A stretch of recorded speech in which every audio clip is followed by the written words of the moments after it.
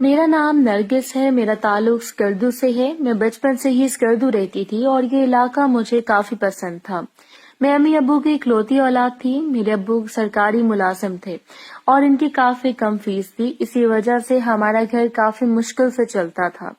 मैं काफी खूबसूरत थी और दुबली पतली भी थी। मैं यही सुनती थी कि लड़कियां ऐसे ही अच्छी लगती हैं, लेकिन अम्मी मुझे काफी ज्यादा खिलाती थी ताकि मैं मोटी हो जाऊं। वो अपने हिस्से का खाना भी मुझे खिला देती थी।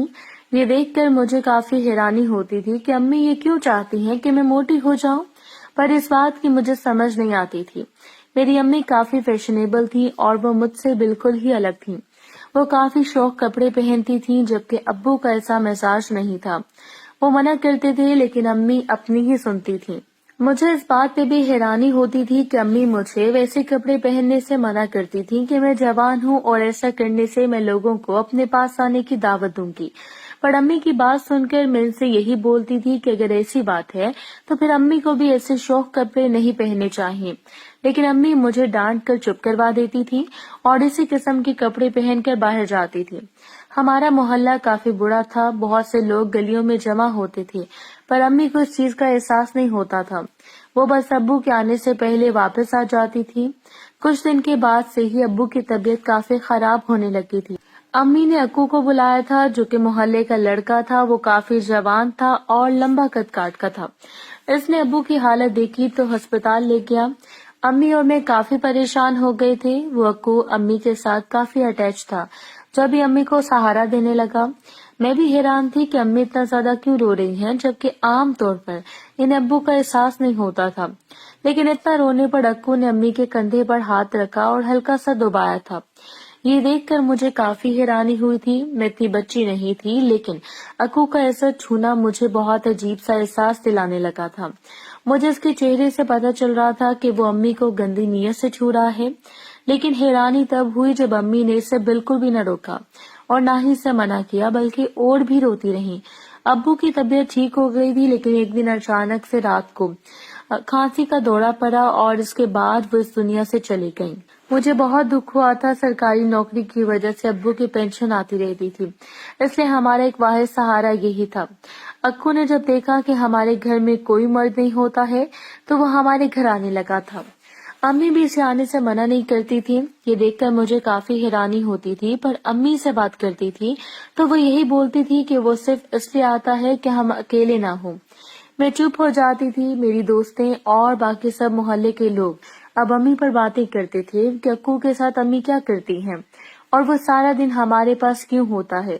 इस बात पर मुझे बहुत शर्मिंदगी होती थी। अम्मी ने जब ये बातें सुनी तो अक्कू को बुलाना छोड़ दिया था।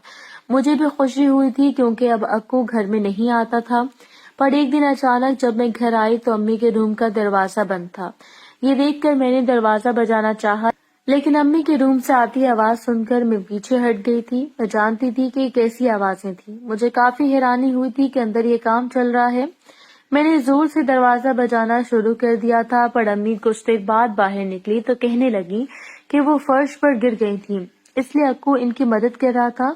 मुझे भी अम्मी की बात पर यकीन होने लगा था। कुछ देर बाद ही अम्मी ने कहना शुरू कर दिया कि मेरी शादी वो अक्कू से करेंगी। ये देखकर मैं शॉक हो गई थी कि अम्मी को अक्कू ही मिला है, पर अम्मी ने जबरदस्ती मेरी शादी अक्कू से करवा दी। अक्कू ने शादी वाली रात मुझे दुल्हन के रूप में देखा तो इसके अंदर का शेर पूरी तरह से जाग गया था और इसी रात इसने मेरे साथ काम किया था। मैं इससे कहने लगी थी कि ये सब पहली दफा है, लेकिन इसने कोई रियायत न की और मेरे इस रूप को देखते हुए कहने लगा कि मेरी अम्मी मुझसे ज्यादा प्यारी है। ये बात सुनकर मैं शॉक हो गई थी। अब रोज का यही मामूल था। वो मेरे पास आ जाता, लेकिन साथ साथ ये भी कहता था कि अम्मी के साथ इसे ज्यादा मजा आता है। इसकी ये बातें मेरे ऊपर से गुजर जाती थी। मैं डर जाती थी कि अगर इससे पूछ लिया तो कहीं मेरा वहम सच न हो जाए, इसलिए मैं इससे पूछने की गलती नहीं करती थी। अक्कू अब रोज रात को खाना खाने के वक्त अम्मी के घर चला जाता था। मुझे काफी हैरानी होती थी क्योंकि इस वक्त तो पहले वो मेरे साथ होता था। एक दिन इससे पूछा तो कहने लगा कि अम्मी अकेली होती हैं, इसलिए इनका अकेलापन दूर करने के लिए मुझे इनके पास जाना जरूरी है। इसके बाद पर मैंने यकीन कर लिया था। एक रात मैंने भी इसके साथ चलने का कहा। जब वो मना करने लगा اور کہنے لگا کہ وہ تو امی سے کھانا مانگنے جاتا ہے، اگر اپنی بیٹی کو خوش رکھنا چاہتی ہیں تو اسے کھانا دیں۔ اس کی بات پر مجھے حیرانگی ہوئی تھی، وہ ہر روز ہی یہ کام کرتا تھا۔ کچھ دنوں کے بعد امی نے وہ گھر چھوڑنے کا ارادہ کر لیا تھا کیونکہ اس کا کرایہ بڑھ گیا تھا۔ میں نے امی کو کہا تھا کہ کوئی ایسا گھر تلاش کریں جو ایک روم پر ہو، کیونکہ امی اکیلی رہتی تھی۔ اکو نے بات سنی تو اس نے صاف کہہ دیا، امی اب ہمارے ساتھ رہیں گی۔ اس بات پر مجھے اکو پر حیرانی ہوئی تھی۔ میں نے انکار کر دیا تھا کیونکہ امی کو کافی سردی لگتی تھی اور میرا گھر جس علاقے میں تھا ادھر کافی ٹھنڈ تھی، پر اکو کا کہنا تھا کہ امی کی ٹھنڈ کا بندوبست اس کے پاس ہے، اس لیے امی اب ہمارے ساتھ رہیں گی۔ امی بھی خوش ہو گئی تھی، میں بالکل بھی نہیں چاہتی تھی، لیکن اب وہ ہمارے ساتھ رہنے لگی تھی۔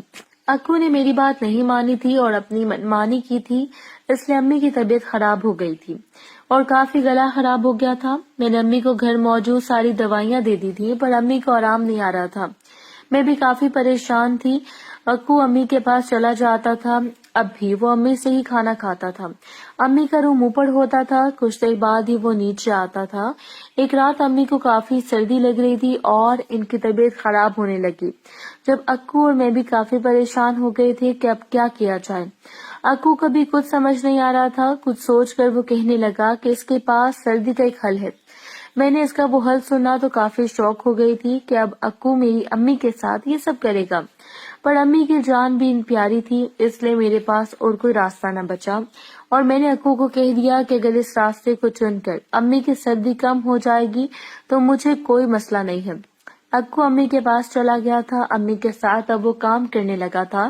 یہ سب دیکھ کر مجھے کافی عجیب لگ رہا تھا کیونکہ امی کی جگہ میں ہی اس طرح اکو کے ساتھ ہوتی تھی۔ یہ دیکھ کر مجھے بھی بے چینی ہونے لگی تھی۔ امی پہلے تو مجھے دیکھ کر گھبرانے لگی تھی، لیکن میں نے امی کو کہہ دیا تھا کہ اگر اس طرح کرنے سے ان کی سردی کم ہو جائے گی تو مجھے کوئی مسئلہ نہیں ہے۔ اب امی بھی آرام سے اکو کا ساتھ دینے لگی تھی اور کچھ دیر ہی اکو نے اپنا کام کر دکھایا۔ اس کا نتیجہ یہ نکلا کہ امی کو اب سردی کافی کم لگنے لگی تھی۔ اکو بھی الگ ہو گیا تھا، امی نے اپنی حالت درست کر لی تھی۔ اس کے بعد اکو نے مجھے پکڑ لیا اور اس طرح میرے ساتھ بھی کام کرنے لگا۔ امی بھی حیران تھی، میں نے اکو کو کافی منع کیا تھا کہ یہ کام غلط ہے اور امی کو غصہ آئے گا، لیکن اسے پورا یقین تھا کہ امی کچھ نہیں کہیں گی۔ اس کی بات صحیح تھی، امی بھی ہمیں دیکھنے لگی تھی۔ اکو نے مجھ سے اجازت لی تھی کہ وہ امی کے ساتھ دوبارہ سے کرنا چاہتا ہے، اس سے امی کو فائدہ ہوگا کہ انہیں سردی کم لگے گی۔ میں پہلے تو کافی حیران ہوئی، لیکن پھر چپ کر کے کہہ دیا۔ میں نے اس کی بات مان لی، وہ میری اجازت لے کر کافی خوش تھا اور اب روز ہی امی کے پاس چلا جاتا تھا۔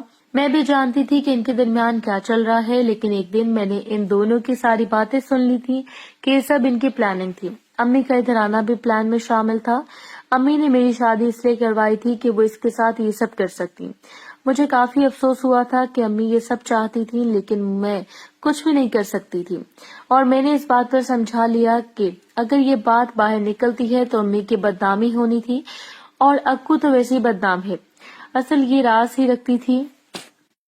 کچھ ہی عرصے کے بعد مجھے بھی اس کی عادت ہو گئی تھی اور ان کے پاس چلی جاتی تھی۔